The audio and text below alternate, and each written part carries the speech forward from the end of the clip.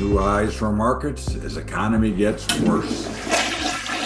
What's up, everybody? Welcome aboard to Bubba's Bottom Line for Sunday, May the 10th, Mother's Day. Happy Mother's Day. And of course, we saw another set of record highs in the market, a booming rally that doesn't seem to quit. Listen, again, we don't fight it. We don't say that it should go lower, but certainly the economy sucks. The K shape, the top end of the K continues to get smaller, and things continue to struggle. Gold, debt, and the inevitable global housing market crash. Again, I've heard some stories. As you know, I was away, and in certain areas of the country, houses are going for well over list, and now in some areas, houses are dropping. But at the end of the day, who's going to be able to afford a house? Okay, again, we had a relatively strong jobs number on Friday, but wasn't really strong because, of course, they showed a jump in payrolls of 115,000, but employment declined 226,000. And the real problem with the unemployment number that we get, they're using the wrong statistics to report the number. Okay, this has been going on for years. They use what's called the U3, which is a 3 month cycle versus the U6. So after 3 months, you drop off the not working cycle. So it makes the employment number look better. True unemployment is over 10%. Okay. So again, it's another problem with high inflation, with the things that are going on. We continue to find out that the economy is not as good as we think it is. This is the problem that we continue to hear, and we'll talk about that in our commentary. But is there more risk in the upcoming U.S.-China summit than potential reward? And I think that there's a lot of risk. I mean, China's stepping out, and they're willing to potentially support our enemies. So again, I hope both sides are smart enough to understand that a drastic conflict does not benefit anybody.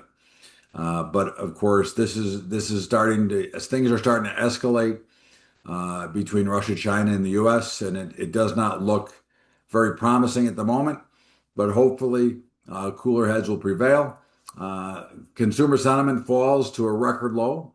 What would you expect? This is the difference of when you say you have a good economy and the sentiment continues to drop because, of course, the majority of people are struggling. The majority of people are not benefiting from this so-called great economy. Gas has surpassed average of $4.50 a gallon. Diesel fuel is at record highs. Okay.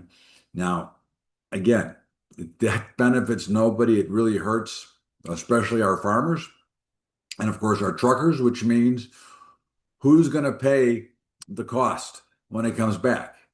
Oh, you and me, the consumer, are going to pay the cost. This is the problem that nobody seems to get. And it's really amazing when you look at the glut of oil we have in this country. We're exporting in record numbers. We still have a glut of oil, and yet prices continue to rise. And as I predicted, as I told you a month ago when this all started, that watch when the earnings start to come out, Shell Oil had record earnings. So once again, the consumer gets crapped on because of some bullshit. This is becoming a problem. We continue to talk and hear about Fed rate cuts, and Goldman Sachs says they see Fed cuts delayed till either December or next year. Well, according to Warsh, he don't think that they should be cutting rates, and of course, nor do I. I think that the Fed is an imbecilic organization that has no clue as to how a free market actually works, which is sad because interest rates continue to rise. All right. And again, we've called for higher interest rates. And of course, the 10-year notes are now 4.5%, or excuse me, 4.4%. There shouldn't be a rate cut because look at the inflation. This is the problem that started by Greenspan, but this is what they built. So yes, you had a booming economy, supposedly, or a booming stock market, but you have more consumers struggling. Jobs are going away. Restaurant chains are closing down. Wendy's is closing 300 stores. Jack in the Box is closing 100 stores, and all the way down the road. Some are going bankrupt. There's a problem. Okay, again, even those people, where are they going to go to work? Okay, I mean, I think that when you look at the bigger picture, okay, we have a lot of problems. Okay, we have too much debt, we have too high prices, and now, of course, and I think this is a good move, in my opinion. Trump wants to replace TSA with private services, and I agree. I'm more of privatizing the organizations because, of course, we don't get great stuff from our government workers. I think that's pretty evident as we look back. So I think it's something that would be, I think a lot more things should be privatized and we should eliminate. And of course, now you have Amazon giving FedEx and UPS some trouble because now their shipping has become a competitor. They are now doing more than just shipping Amazon's products. So at the end of the day, it looks kind of cloudy and it looks kind of murky as to where the future lies. Now, again, that has nothing to do with the market, as we've seen, but I warn you, beware. That is my words to you are beware because there's a lot more jobs that are going to be leaving. And I assure you that next month, when they come out with the next jobs number, you will see a dramatic revision to the downside. That's the way I see things here on Bubba's Bottom Line on Sunday, May the 10th, Mother's Day, and happy Mother's Day.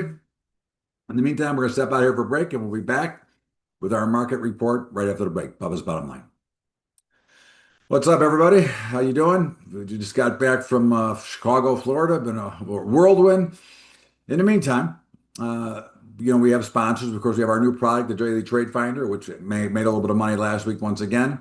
Again, it's just a simple daily trade, and of course, it expires every day, so it gives us a lot of opportunity to grind out some dough. Of course, our sponsors are brokerage houses, and of course, we have other brokers, but just the brokers we were. I was just speaking for Tradier in Florida. They're doing great, and they're coming out with also now they'll be coming out with prediction markets. Okay, so that's the latest thing. Check them out. $10 a month flat. How can you beat it? And of course, our commodities and futures partner, CTG Capital Trading Group. Great service, great company. We do a lot of partnerships with them, and of course, some of our new products, our Merchant Edge and others are kicking ass. So it's a great thing. And of course, the Joy of Mom, one of our partners that we're invested in. Check it out. And of course, our high school program, just trying to educate our kids. So check that out as well. And in the meantime, let's get back to Bubba's Bottom Line with our market report right here on Sunday, May the 10th. Welcome back. Bubba's Bottom Line, Sunday, May the 10th. Happy Mother's Day. And of course, markets, as I said, new record highs. Oh, okay. Hey, but there is some good news for traders. Okay. June 4th is the end of the FINRA day trading rule. So that is very good news for all of you who don't have 25,000 in an account to trade. June 4th will end the day trading rule, which will give us some more action. At the summit I was at, there was more talk about 24/5 and 24/7 trading, which 24/5 will be out here by the third quarter. There's a good chance that by the year's end we'll have 24/7 trading, which doesn't thrill me, but it'll be options and stocks and everything else. So we'll see what happens there. But in the meantime, markets did make new highs. The Nasdaq especially exploded along with the S&P. Russell was higher, and the Dow was a little weaker, but still obviously did make new highs before pulling back a little bit at the end of the week. The dollar remains in that range, 96 to a buck. We have no interest in that right now until it reaches one side or the other. The euro currency was pretty flat for the week. We're still short. Notes and bonds, flat week. Interest rates are going higher. So I think these are going lower, and I would continue to press and go lower. And last week we told you that 111 was a good spot to potentially sell.